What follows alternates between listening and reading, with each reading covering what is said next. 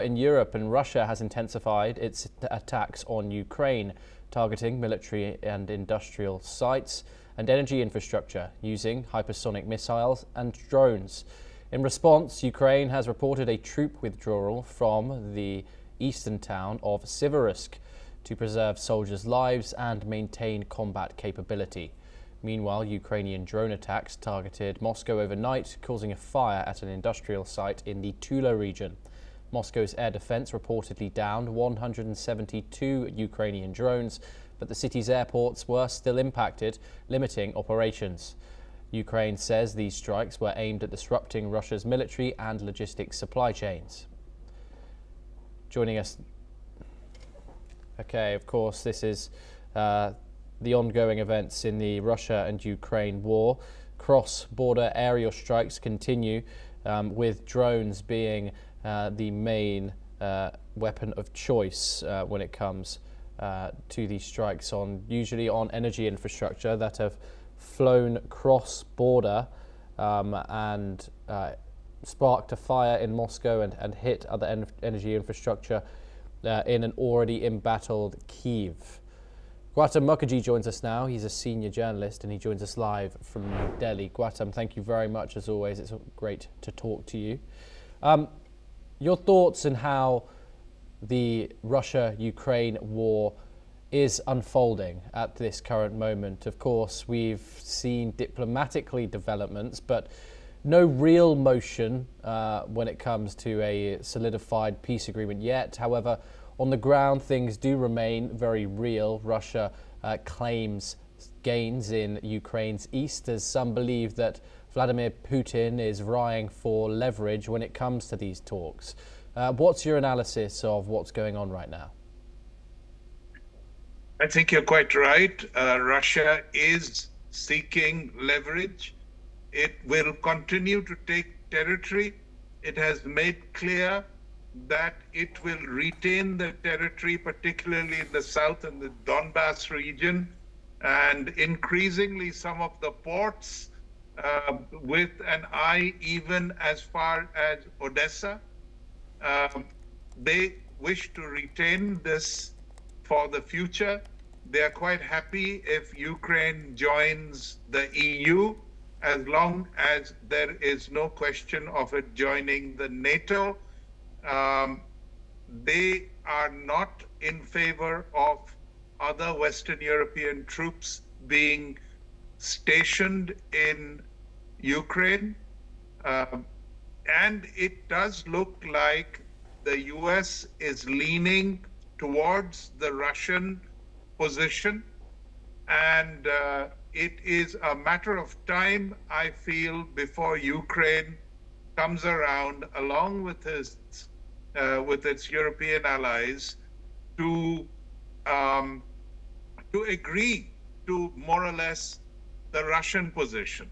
There will be negotiations on the details, but the broad parameters of a possible peace agreement will involve ceding of substantial, almost a third of Ukraine's territory to Russia. Yes, and of course, Vladimir Putin and his negotiating tactics, apologies, remain unchanged. Still committing that he does want Ukraine to concede territory. Ukraine once again, and the Europeans reiterating that Ukraine does need to decide this on its own. What does this say for the international order per se, if Ukraine were to concede territory after in this peace deal brokered by Donald Trump, if of course it does happen? I think it doesn't affect the European order as such.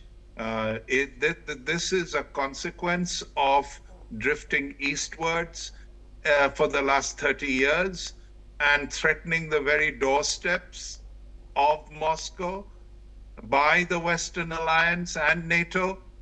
And this is a situation in which Ukraine will be retained as a buffer state of sorts. It isn't the same Ukraine as was there before the war, but this is the best that can be expected. And Europe, especially the leaders who are opposed to a deal that appears to concede to Russian aggression, will have to come to terms with it. That's I'm talking of Britain, France, and Germany in the main.